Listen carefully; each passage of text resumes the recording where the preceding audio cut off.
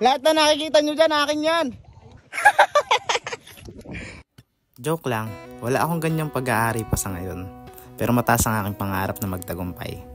Kaya samahan niyo ako sa aking panibagong adventure ngayong araw. Pupuntahan namin ang aming sibuyas farm sa karatig naming probinsya, ang Occidental Mindoro.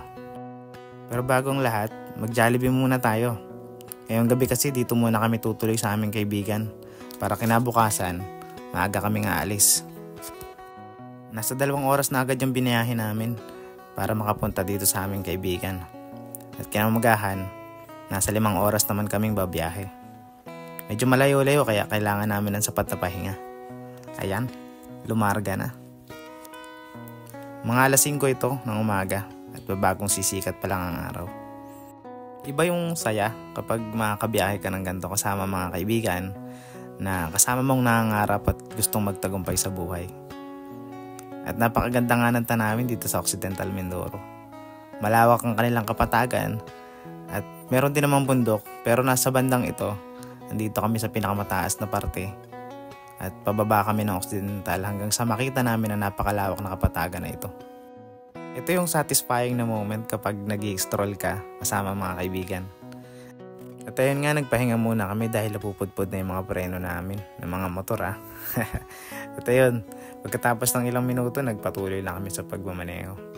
Malayo-layo pa ang aming tatakbuhin kaya nakipagpalit muna ako sa aking kaibigan.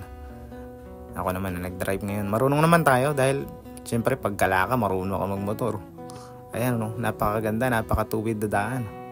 Sinong hindi gaganahang magmaneho dyan? Hanggang sa nakarating na kami sa bayan ng San Jose Occidental Mindoro. At syempre kumain muna kami dyan. Magutom kaya magbiyahe ng ilang oras. At ito nga nakikita na namin ng mga pailan ilang mga sibuyasan, maisan, at mga ilang bundok na nandyan. Hanggang sa makita na rin namin to, ang Devil's Mountain na tinatawag nila. Napakaganda din talagang pagmasdan. Malayo man o malapit. Napatigil nga ulit kami dito para magpahinga.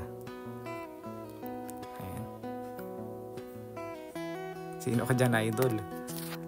At habang binabaybay namin ang daan patungong sa aming destinasyon, ayun, hindi na namin napigilan at nagpictura na kami dito. Ayun. At nagpatuloy kami sa paglalakbay hanggang sa marating na namin yung pinakampapasok niya.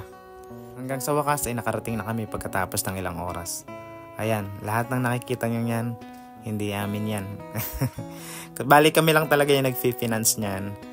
Dahil syempre alam naman natin na dito sa probinsya mahina din ang kitaan pag magtatrabaho ka lang.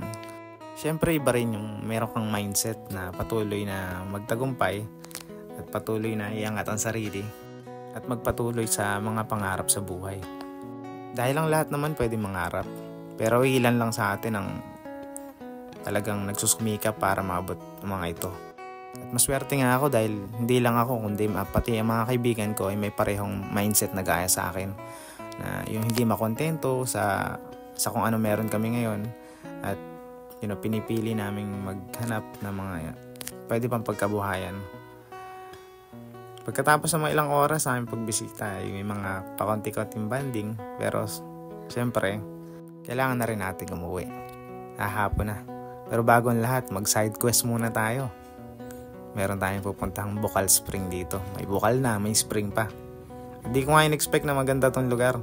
Tamang-tama para magtanggal ng pagod. Eto na nga ako. Pag may nakatutok na camera, magpapabibo yan. Taas nga yan, tagal kong bumaba dyan para mga 5 minuto. Pero sulit na rin.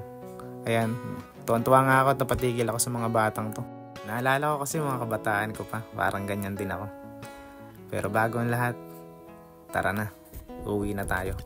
Ganun lang, patuloy natin kapitan ang ating mga pangarap. Huwag na natin pakawalan, bagkos ay magsumikap. Pasasaan pa at maaabot din natin yan. Kaya baka naman, mag-subscribe ka naman.